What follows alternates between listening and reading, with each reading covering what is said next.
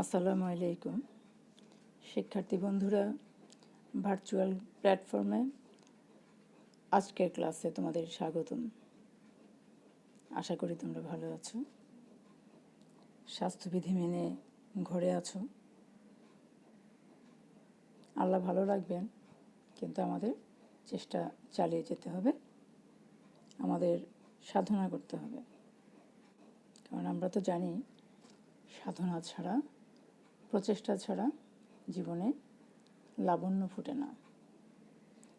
এতে করে আমাদের কিছুটা হয়তো লাভ হবে, হয়তো উন্নীত সবসময় হয় না, কিন্তু আমরা চেষ্টা করে কিছুটা হয়তো এগোতে পারি। এবং সবচেয়ে বড় লাভ যেটা হয় সেটা হলো আমাদের চরিত্র বিকশিত হয়, বিকাশ সাধন করে। এতে করে আমরা হয়তো আমরা আনন্দিত হই, আমরা তৃপ্তি পাই। যাই হোক, আমি হালিমা খানম, সহকারী অধ্যাপক, বাংলা। আমরা তো বাংলা দ্বিতীয় পত্র ব্যাকরণী পড়ছি শব্দ গঠন। আজকে আমরা গতদিন যে প্রশ্নটা নিয়ে আলোচনা করতে পারিনি, উপসর্গ কি, উপসর্গের অর্থ বাচকতা নেই কিন্তু অর্থ বোধকতা আছে, এটা নিয়ে আলোচনা করব। গতদিন যা পড়িয়েছিলাম আশা করি তোমরা পড়েছো। পাঠগুলো তোমরা সময় মতো সম্পন্ন করবে। পড়াশোনা করে চালিয়ে যেতে হবে, থেমে থাকা যাবে না। তো আমরা দেখি, এগুলো আমরা ক্লাস 6 থেকেই বোধহয় 6-7 থেকেই পড়ে এসেছি। তারপরও আমাদের এই প্রশ্নগুলো আছে, ইম্পর্টেন্ট প্রশ্ন, সেগুলো আমরা একটু ঝালাই করব। উপসর্গ হলো এক ধরনের অব্যয়, তাই না? উপসর্গ এক ধরনের শব্দের অংশ, যেটা শব্দের আগে বসে মূল শব্দের কি করে, শব্দের পূর্বে বসে মূল শব্দের অর্থের প্রসারণ ঘটায়, সংকোচন ঘটায়, বা অন্য কোনো ধরনের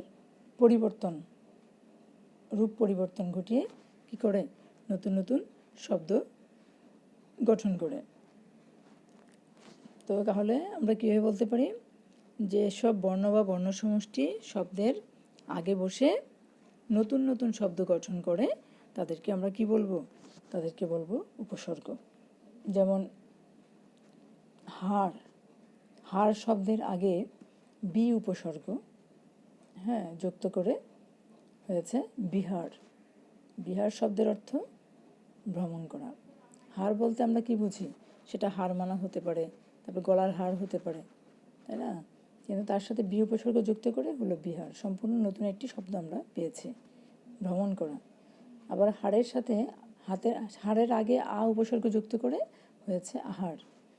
ওরকম হয় প্র উপসর্গ যুক্ত করে প্রহার, তাই না? অব উপসর্গ যুক্ত করে অবহার, এই জাতীয়। আমরা এভাবে নতুন নতুন শব্দ পেয়ে থাকি। আমরা দেখি যে উপসর্গগুলি কেমন। উপসর্গের কিছু বৈশিষ্ট্য আছে, যে এই যে আ, বি, প্র, অব, এ জাতীয় শব্দগুলো আমরা পেলাম। এগুলো কি নেই? এগুলোর স্বাধীনতা নেই। হাড়ের আগে যে উপসর্গগুলি যুক্ত হয়েছে, এই উপসর্গগুলোর কোনো স্বাধীনতা নেই। অর্থাৎ আমরা বলতে পারি উপসর্গের স্বাধীন ব্যবহার নেই, তাই না? অর্থাৎ ওরা স্বাধীনভাবে ব্যবহৃত হতে পারে না। এগুলো মূল শব্দের আগে যুক্ত হয় এবং নতুন নতুন শব্দ গঠনে এরা ভূমিকা রাখতে পারে। আবার উপসর্গ দ্বারা যে শব্দগুলো গঠিত হয় সেগুলো বানানে কখনো কখনো পরিবর্তনও এনে থাকে। আমরা দেখি সেই হিসাবে উপসর্গের প্রকারভেদ রয়েছে। উপসর্গকে 3 ভাগে ভাগ করা যায়: খাঁটি বাংলা উপসর্গ, সংস্কৃত উপসর্গ, আর একটা হলো গিয়ে বিদেশি উপসর্গ। খাঁটি বাংলা উপসর্গ কোনগুলো? এগুলো তোমরা একটু দেখে নেবে। আমরা বোধহয় ক্লাস 10-এ এগুলো মুখস্থ করেছিলাম, যে ওগুলো আর কি, অ ঘ জ না, আস সা, ওগুলো। তারপর এগুলো একটু তোমরা দেখে নেবে। আবার সংস্কৃত উপসর্গ, সংস্কৃত উপসর্গগুলো বাংলা ভাষায় যেসব সংস্কৃত শব্দ সক্রিয় আছে, হ্যাঁ, ভাষায় ওইসব ভাষায় উপসর্গগুলো, তৎসম উপসর্গগুলো ব্যবহৃত হয়। যেমন পড়া, অপশমনী, অনু, হ্যাঁ, অপি, এই জাতীয় শব্দগুলো, এগুলো হলো কি সংস্কৃত উপসর্গ। আর আছে বিদেশি উপসর্গ। বিদেশি উপসর্গ আবার ফার্সি আছে, আরবি আছে, হ্যাঁ, হিন্দি আছে, হিন্দি উর্দু আছে, ইংরেজি আছে। ওগুলো আবার 4টা ভাগে ভাগ করা আছে। ফার্সি উপসর্গগুলো কোনগুলো? এগুলো হলো কি নিম, ফি, বদ, বে, হ্যাঁ, ওরকম। আরবি উপসর্গগুলো আম, খাস, খাস কামরা, লা, গড়, এগুলো। ইংরেজি উপসর্গগুলো হলো কি full, half, head, headmaster, sub registrar, এরকম। হিন্দি উর্দুও কিছু উপসর্গ আছে। তো এর মধ্যে আমাদের ভাষায় প্রচলিত আছে হর উপসর্গটি। তাহলে আমরা এবার দেখি উপসর্গের অর্থ বাচকতা নেই, কিন্তু অর্থ দ্যোতকতা আছে। এই প্রশ্নটি নিয়ে আমরা আলোচনা করব, গত ক্লাসে বলেছিলাম। তাহলে উপসর্গ কাকে বলেছি আমরা? যেসব শব্দ বা শব্দের অংশ শব্দমূলের আগে বসে নতুন নতুন শব্দ গঠন করে, সেগুলোকে আমরা বলেছি উপসর্গ। তা আমরা দেখছি যে উপসর্গ হলো গিয়ে বাংলা ব্যাকরণের একটা কীরকম শব্দ, পারিভাষিক শব্দ, তাই না? এগুলো হলো গিয়ে পারিভাষিক শব্দ। যেমন আমরা বলেছি হাড়ের আগে বি উপসর্গ যুক্ত করে হয়েছে বিহার, যেটাকে আমরা ভ্রমণ একটা নতুন শব্দ পেয়েছি। তাহলে আমরা বাংলা ভাষায় একটা নতুন শব্দ পেলাম উপসর্গ যোগে।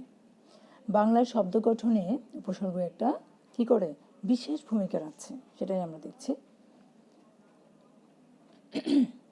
আমরা দেখছি উপসর্গ হলো কিছু ধ্বনি, অর্থাৎ কিছু ধ্বনি যাদের কি নেই, স্বকীয়তা নেই, নিজস্ব অর্থ নেই, কিন্তু অন্য শব্দের আগে বসে এরা কি করে শব্দের অর্থকে পরিবর্ধন করে, হ্যাঁ, আবার কখনো সংকোচন করে, সোজা কথা পরিবর্তন করে। তো এজন্য বলা হয় যে উপসর্গের অর্থ বাচকতা নেই, হ্যাঁ, কিন্তু অর্থ দ্যোতকতা আছে, এরা দ্যোতনা তৈরি করতে পারে। আমরা দেখি নিজের অর্থ না থাকলেও উপসর্গ অন্যের অর্থের উপর কি করে আধিপত্য বিস্তার করতে পারে। মনে করো একটি উপসর্গ নেই, এর কি নেই, নিজের কোনো অর্থ নেই, কিন্তু কি আছে, দ্যোতনা তৈরি করতে পারে, অর্থ দ্যোতকতা আছে। যেমন খোঁজ শব্দের আগে নি উপসর্গ যুক্ত হয়ে কি হবে নিখোঁজ। খাদ, খাদে পড়ে যাও, তাই না? বাসটি খাদে পড়ে গেছে, সে খাদ শব্দের সাথে, মূল শব্দের সাথে শব্দের আগে নি উপসর্গ যুক্ত হয়ে হবে নিখাদ। নিখাদ মানে কি একেবারে খাঁটি, তাই না? অর্থ পরিবর্তন হয়েছে এবং নতুন একটি শব্দ আমরা পেয়েছি উপসর্গের কল্যাণে। প্রত্যেকটি ক্ষেত্রে দেখা যাচ্ছে যে আমরা দেখছি যে উপসর্গ শব্দের শুরুতে যুক্ত হচ্ছে এবং যুক্ত হয়ে কি করছে, পরিপূর্ণভাবে অর্থটাই বদলে দিচ্ছে। হ্যাঁ, আমরা দেখি যে আমরা যে দেখলাম যে খাদ শব্দের আগে নি উপসর্গ বসেছে, তারপরে ওরকম আছে খোঁজ করা, তার আগে নি উপসর্গটি যুক্ত হয়ে হয় নিখোঁজ। নিখোঁজ মানে কি উধাও হয়ে যাওয়া, পাওয়া যাচ্ছে না। তো আমরা দেখি এসব মূল শব্দের আগে বসে, প্রত্যেক ক্ষেত্রেই আগে কে বসছে, উপসর্গ বসছে, নি উপসর্গ বসছে, নি উপসর্গে বসে নতুন নতুন শব্দ গঠন করছে, তৈরি করছে। আমরা দেখি ওরকম মনে করো সু একটি শব্দ, এই উপসর্গের নিজস্বতা বলে কিছু নেই, নিজস্ব কোনো অর্থ নেই, কিন্তু মূল শব্দের পূর্বে ওরা যখন যুক্ত হয় একটা সুন্দর সদার্থক অর্থ বোধ ঘটায়। যেমন বলা হয় পুরুষ, তার সাথে আমরা যখন সুদর্শন কোনো পুরুষ দেখি বলে সুপুরুষ। সে সুপুরুষ অনেক রকম হতে পারে, মানসিকভাবে সুপুরুষ হতে পারে, তার চেহারা সুপুরুষ হতে পারে, সে অনেক বড় লেখক হতে পারে, ব্যক্তিত্ববান মানুষ হতে পারে, সে মহৎ পুরুষ মহৎ লোক হতে পারে। তো ওদের বলতে কি আমরা কি বলি? সুপুরুষ। গন্ধ, আর তাকে আমরা আরও বেশি আলোড়িত বিলোড়িত করতে এবং তার পারফেক্ট অর্থ বুঝাতে আমরা তার আগে যুক্ত করি সু উপসর্গ। তাহলে কি হয়ে যায়? সুগন্ধ। বলে সুগন্ধ বলতে আমরা বুঝি, গন্ধ বলতে ভালো মন্দ দুটোই বোঝায়, কিন্তু সুগন্ধ বলতে কেবল কি বোঝায়? হ্যাঁ, সুগন্ধ বলতে শুধুমাত্র ভালো জাতীয় অর্থই বোঝায়। বলে খবর আছে, খবর কি ভালো না খারাপ সেটা তো আমরা জানি না। যখন বলা হয় সুখবর, তখন আমাদের বুঝতে অসুবিধা হয় না যে ভালো একটা সংবাদ আছে। তাহলে সু উপসর্গটি বাংলা ভাষায় সদর্থক, সৎ অর্থে ব্যবহৃত হচ্ছে, ভালো অর্থে ব্যবহৃত হচ্ছে। ফলে আমাদের মাঝে একটা ধারণা জন্মেছে যে সুমানি ভালো, সুমানি ভালো, সুপুত্র, ভালো ছেলে। আমরা দেখি উপসর্গের যেহেতু কি আছে, অর্থ দ্যোতকতা করার যোগ্যতা আছে, তো দীর্ঘদিন এটা যখন ব্যবহার করা হয় তখন এইসব উপসর্গ আমাদের জনমনে একটা কি করে, একটা ভালো একটা নির্দিষ্ট অর্থ প্রকাশ করে। নির্দিষ্ট অর্থ প্রকাশ করে। তো আমরা দেখি সেক্ষেত্রে উপসর্গের নিজস্ব অর্থ যদিও নেই, কিন্তু এগুলো আলাদা আলাদা করে দোতনা সৃষ্টি করতে পারে, অর্থের দোতনা সৃষ্টি করতে পারে, এবং দীর্ঘদিন ধরে আমরা এগুলো ব্যবহারের ফলে এগুলি কি হয়েছে, সুখবর, সুপুরুষ, সুগন্ধ, এগুলি কি হয়েছে, একটা নির্দিষ্ট অর্থই প্রকাশ করে। তা আমরা দেখি যে মূলত উপসর্গের গুরুত্ব হিসেবে এ বিষয়টি বিবেচনা করা হয়, বিবেচিত হয়। তো আমরা দেখি ব্যতিক্রমও যে কিছু নেই তা নয়, ব্যতিক্রম আছে। উপসর্গের স্বাধীন ব্যবহারের ক্ষেত্রে ব্যতিক্রম আছে, যেমন অতি, প্রতি, এগুলো এ দুটো উপসর্গ, কিন্তু সেক্ষেত্রে এগুলোর কি আছে, স্বাধীন ব্যবহারও আছে। অতি বার বেরো না, এগুলোর স্বাধীন প্রয়োগ আছে। প্রতিদিয়া আছে, প্রতি কেজি চালের ওজন, চালের দাম হতে পারে 50 টাকা, 60 টাকা, ওরকম। তো ব্যতিক্রম আছে। তো আমরা পরের প্রশ্নে চলে যাই। আমরা আরেকটা প্রশ্ন দেখব, সেটা হলো কি, উৎস বিচারে বাংলা শব্দগুলোকে কয় ভাগে ভাগ করা যায়? উৎস বিচারে বাংলা, অর্থাৎ উৎপত্তি অনুসারে বাংলা শব্দগুলোকে কয় ভাগে ভাগ করেছেন? আমরা দেখি পণ্ডিতেরা সেগুলোকে 6 ভাগে ভাগ করেছেন। এগুলো হলো তৎসম শব্দ, অর্ধতৎসম শব্দ, তদ্ভব শব্দ, দেশি শব্দ, বিদেশি শব্দ। তৎসম শব্দ কোনগুলো? সংস্কৃত থেকে যে শব্দগুলো আমরা দেখি যে সংস্কৃতের বানান একেবারে সম্পূর্ণ অপরিবর্তিত রেখে বাংলায় গৃহীত হয়েছে, যে শব্দগুলো বাংলায় অপরিবর্তিত অবস্থায় এসছে, সরাসরি এসেছে, সেগুলোকে আমরা বলি তৎসম শব্দ। তৎসম কথাটি একটি পারিভাষিক শব্দ। এর তদর্থ তার আর কি আমরা জানি, আর অর্থাৎ সংস্কৃতের তার শব্দ, এটা সম অর্থ সমান, তাই না? এ ধরনের তৎসম শব্দের উদাহরণ হলো গিয়ে লক্ষ্মী। এটা শব্দের সংস্কৃতে লক্ষ্মী শব্দের মূল উচ্চারণ লক্ষ্মী, লক্ষ্মী।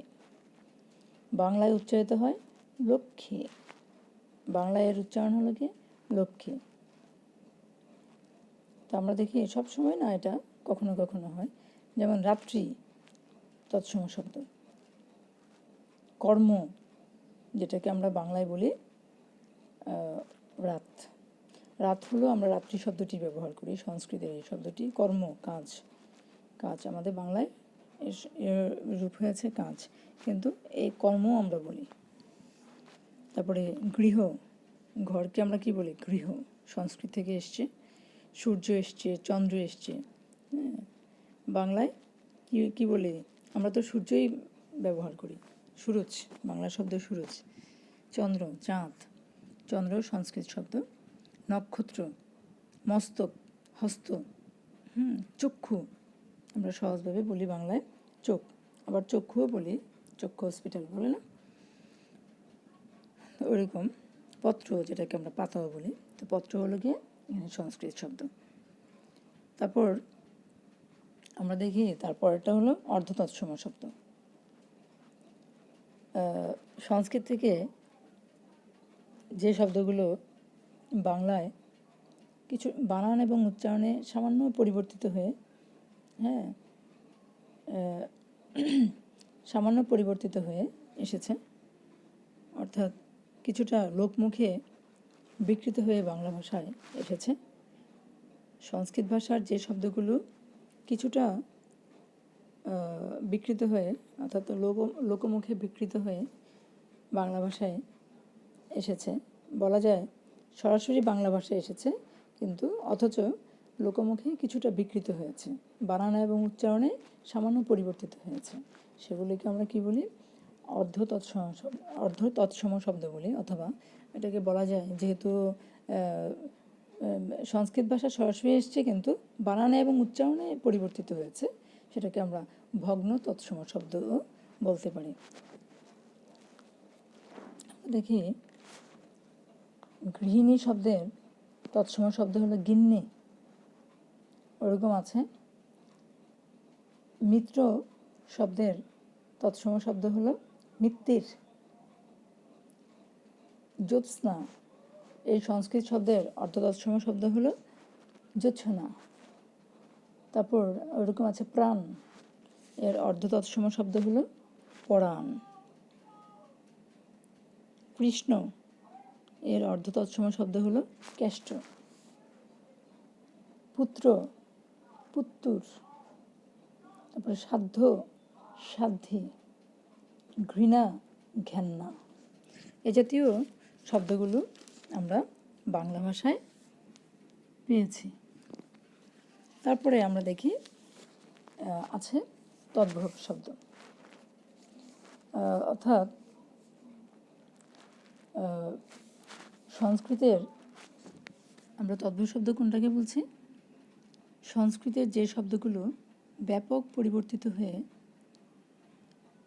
প্রাকৃত পিঙ্গলের রূপ অতিবাহিত হয়ে বাংলা ভাষায় এসেছে, অর্থাৎ স্বকীয় রূপে এসেছে, তাদেরকে আমরা কি বলি? তদ্ভব শব্দ বলি।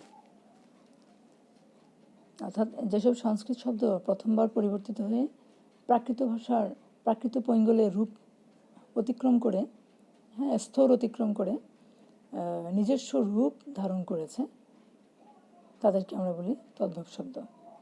মানে অর্থাৎ কয়েকটা স্তর অতিক্রম করেছে, সংস্কৃত থেকে পরিবর্তিত হয়েছে এবং প্রাকৃত ভাষায় ব্যবহৃত, সংস্কৃত থেকে পরিবর্তিত হয়ে প্রাকৃত ভাষায় ব্যবহৃত হয়েছে, পরে আবার আরও পরিবর্তনের মধ্য দিয়ে বাংলা ভাষায় এসছে, অর্থাৎ 3টা স্তর অতিক্রম করে, 3 থেকে 4টা স্তর অতিক্রম করেছে, সেগুলো হলো কি তদ্ভব শব্দ। এটাও একটা পারিভাষিক শব্দ। আচ্ছা, তৎ থেকে ভব, অর্থাৎ তা থেকে উৎপন্ন, এটা তা থেকে উৎপন্ন, তদ্ভব। আমরা দেখি এই যেটা বলেছি হস্ত, যেটা প্রাকৃত হয়েছিল হর্থ, তারপর হয়েছে হাত। ওরকম রাধিকা, রাধিয়া, রাধা, ওইভাবে এসছে। সংস্কৃত থেকে এসছে বধূ, সংস্কৃত শব্দ, ধ দীর্ঘ উকার, বধূ। এটা প্রাকৃতে ব্যবহৃত হয়েছে বহু হিসেবে, আর বাংলায় তার রূপ পরিগ্রহ করেছে বউ।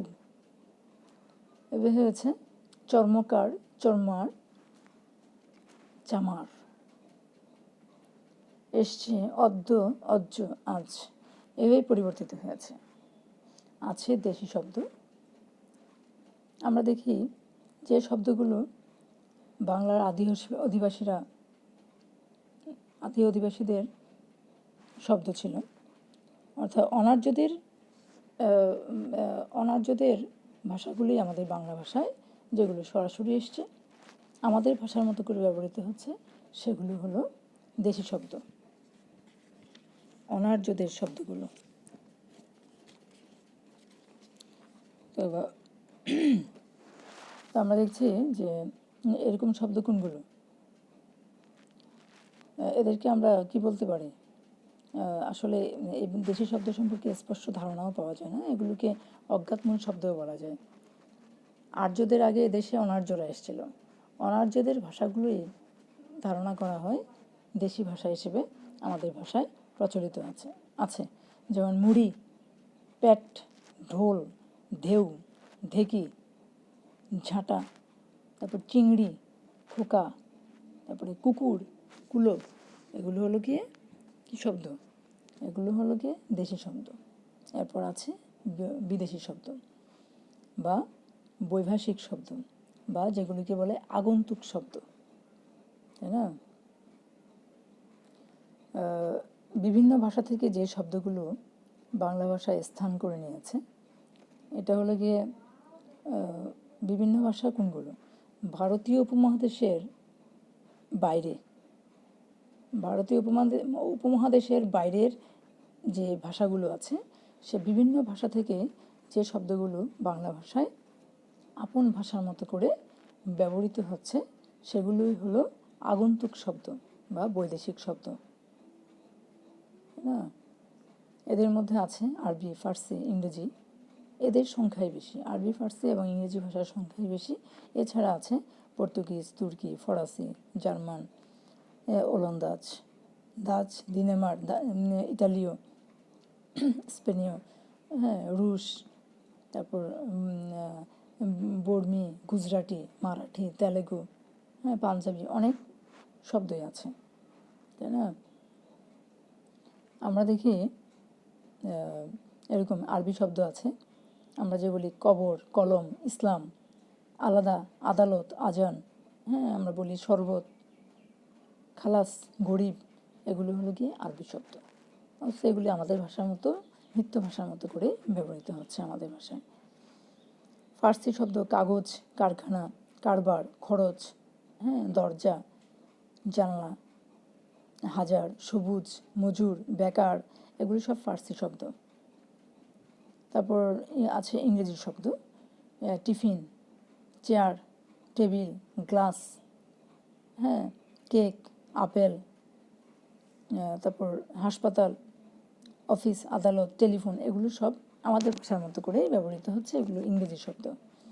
এগুলো ঢুকে পড়েছে আমাদের ভাষায়, অর্থাৎ ভারতীয় উপমহাদেশের বাইরের ভাষাগুলোকে, যে ভাষাগুলো আমাদের ভাষার মতো করে ব্যবহৃত হচ্ছে, নিত্য ভাষার মতো ব্যবহৃত হচ্ছে, সেগুলি হলো বৈদেশিক ভাষা। তারপর আছে পর্তুগিজ শব্দ আছে, ওরকম জানালা, আমি বলেছিলাম এটা আসলে হবে পর্তুগিজ শব্দ। তারপর আনারস, আচার, পাউরুটি, পেরেক, নিলাম, এগুলো হলো গিয়ে পর্তুগিজ শব্দ। তুর্কি শব্দ আছে ওরকম, চকমকি, বাবুর্চি, হ্যাঁ, তারপরে বেগম, কুলি, এগুলো হলো গিয়ে আমাদের তুর্কি শব্দ। ফার্সি শব্দ আছে রেনেসা, রেস্তোরাঁ, কার্তুজ, কুপন। জার্মান শব্দ আছে, হ্যাঁ, কিন্ডারগার্টেন, এটা জার্মান শব্দ। ইতালীয় শব্দে আছে পিয়ানো, আমরা বলি। স্পেনীয় আছে ডেঙ্গু, ডেঙ্গু শব্দটি স্পেনীয়। তারপরে আমরা যে দাম শব্দটি বলি, সুড়ঙ্গ শব্দটি বলি, গ্রিক শব্দ। তারপর আছে চাহিদা, ওটা পাঞ্জাবি শব্দ। তারপর আমরা বলি যে হরতাল, এটা হলো গুজরাটি শব্দ। আমরা বলি যে পানি, পানি, রুটি, এগুলো হলো কি হিন্দি উর্দু শব্দ। তারপরে আমরা যে একটা শব্দ বলি যে লুঙ্গি, এটা হলো কি বার্মিজ শব্দ। চা, চিনি, লিচু, এগুলো চায়না শব্দ। তারপর আমরা যে বলি রিক্সা, এটা জাপানি শব্দ। তো এ জাতীয় মোটামুটি অনেক শব্দই আমরা পেয়ে থাকি। এছাড়া আমাদের আছে মিশ্র শব্দ। মিশ্র শব্দ বা সংকর শব্দ কোনগুলো? আমরা দেখি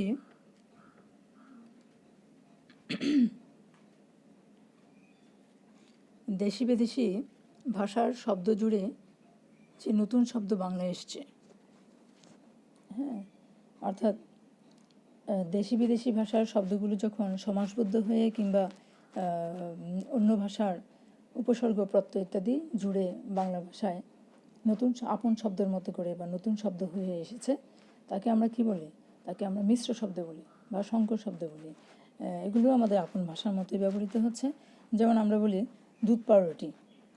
দুধ হলো পর্তুগিজ শব্দ আর পাউরুটি বাংলা, তাই না? আমরা বলি কাগজ পেন্সিল, কাগজটা হলো ফার্সি শব্দ আর পেন্সিল ইংরেজি শব্দ। আমরা বলি ডাক্তার বাবু, ডাক্তার ইংরেজি শব্দ আর বাবু হলো হিন্দি শব্দ। তারপর আমরা বলি লোক লস্কর, এটা লোকটা হলো কি তৎসম শব্দ আর লস্কর, লস্কর হলো ফার্সি শব্দ। আমরা বলি হাসি তামাশা, হাসিটা হলো তৎসম শব্দ আর তামাশা আরবি শব্দ।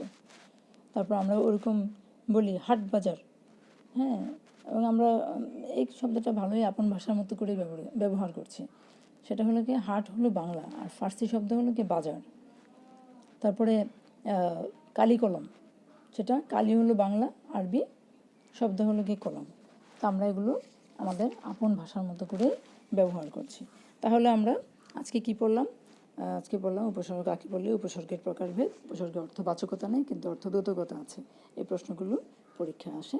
আর একটা প্রশ্ন পড়েছি আমরা কি, আর একটা প্রশ্ন পড়েছি উৎপত্তি অনুসারে বাংলা শব্দের প্রকারভেদ। হ্যাঁ, উৎপত্তি অনুসারে বাংলা শব্দকে 6 ভাগে ভাগ করা হয়েছে। হ্যাঁ, পণ্ডিত ধারণা মতে পণ্ডিতেরা এভাবেই বিচার করেছেন। তো এই 6 ভাগ আমরা দেখলাম। এগুলি তোমাদের আজকের পড়া।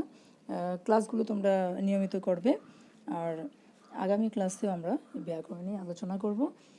আগামী ক্লাসের আমন্ত্রণ জানিয়ে আজকের মতো শেষ করছি। সবাইকে ধন্যবাদ।